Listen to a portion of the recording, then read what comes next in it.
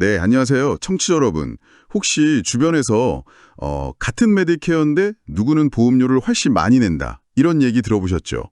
왜 이렇게 차이가 나는 걸까요? 오늘은 바로 이 소득과 연관된 메디케어 보험료의 비밀, IRMA에 대해 좀 자세히 알아보겠습니다. 네, 안녕하세요. 그 핵심에 바로 IRMA, 그러니까 소득연동 월간 추가액이라는 게 있습니다. IRMA. 아, 이름만 들어도 약간 감이 오네요. 소득 관련 월간 조정 금액. 네, 맞습니다. Income Related Monthly Adjustment Amount, 이걸 줄여서 IRMA라고 부르는데요. 간단히 말하면 소득이 일정 기준을 넘었으면요. 메디케어 파트 B, 외래진료보험이죠. 그리고 파트 D, 처방약 보험료에 추가 금액이 붙는 겁니다. 추가 금액이요? 그럼 이게 어느 정도나 되나요? 예를 들어 2025년에 파트 B 기본 보험료가 한 월 185달러 정도 된다고 하던데 얼마나 더 늘어날 수 있는 거예요? 아, 이게 꽤 차이가 커질 수 있어요. 예를 들어 2025년 기준으로 보면요. 개인 소득이 연간 10만 6천 달러, 그리고 부부가 공동으로 세금 보고하시면 21만 2천 달러. 이 금액을 넘기 시작하면 그때부터 이제 IRMA가 적용되기 시작하는 거죠. 10만 6천, 21만 2천. 네. 네. 그리고 소득이 더 높아지면 이 추가 부담액이 계단식으로 쭉쭉 늘어나요. 그래서 뭐 경우에 따라서는 기본 보험료의 2배, 3배까지도 더 내게 될 수 있습니다. 와, 두세 배면 정말 큰 금액인데요? 근데 여기서 말하는 소득이라는 게 그냥 우리가 보통 생각하는 월급만은 아닐 것 같아요. 그렇죠? 아, 네. 아주 중요한 부분을 짚어주셨어요. 이게 그냥 근로소득만 보는 게 아니고요. 수정된 조정 총소득, 영어로는 MAG라고 하죠. Modified Adjusted Gross Income. 이걸 기준으로 삼거든요. 매지요? 네. 근데 이 매지라는 게 상당히 포괄적이에요. 소셜 시큐리티 연금 받으시는 거, 또 IRA나 401k 같은 은퇴 계좌에서 돈 빼서 쓰시는 거, 투자 이익, 뭐 부동산 임대 소득이 있으시면 그것도 포함되고요. 배당금, 이자 소득. 와, 진짜 거의 모든 소득이 다 들어가는 느낌인데요? 네, 맞아요. 생각보다 많은 항목들이 포함될 수 있어서 이거 정말 주의 깊게 보셔야 합니다. 정말 광범위하네요. 근데 제가 듣기로는 이게 더 까다로운 게 이 소득 기준이 지금 당장 내 소득이 아니라고 하던데요? 바로 그겁니다. 그게 어떻게 보면 가장 큰 함정일 수도 있는데요. 네. 2025년 보험료를 정할 때 기준이 되는 소득이 2023년 소득 자료예요. 그러니까 2년 전 소득인 거죠. 2년 전이요? 그럼 예를 들어 작년에 은퇴해서 지금은 소득이 확 줄었는데도요? 네, 그래도 2년 전 소득이 높았다면 여전히 높은 보험료를 내야 할 수 있는 거죠. 그래서 은퇴하신 직후에 왜 이렇게 보험료가 많이 나왔지? 하고 당황하시는 분들이 꽤 많아요. 아, 그럴 수 있겠네요.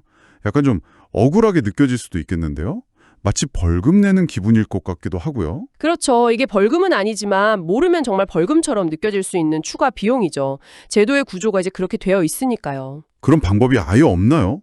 만약에 정말 갑자기 실직을 했다거나 아니면 뭐 배우자가 돌아가셨다거나 해서 소득이 확 줄어든 경우에는요. 아, 다행히 그런 경우를 위한 구제 절차가 마련되어 있습니다.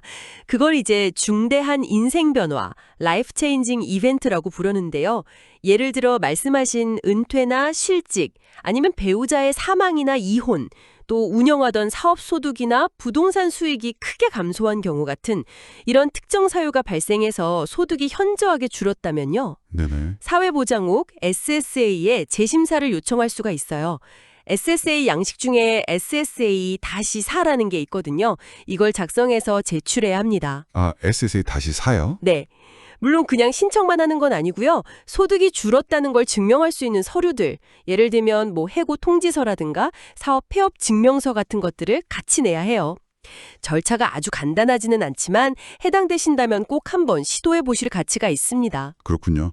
증빙 서류 준비가 좀 까다로울 수는 있겠지만 그래도 방법이 있다는 게 다행이네요.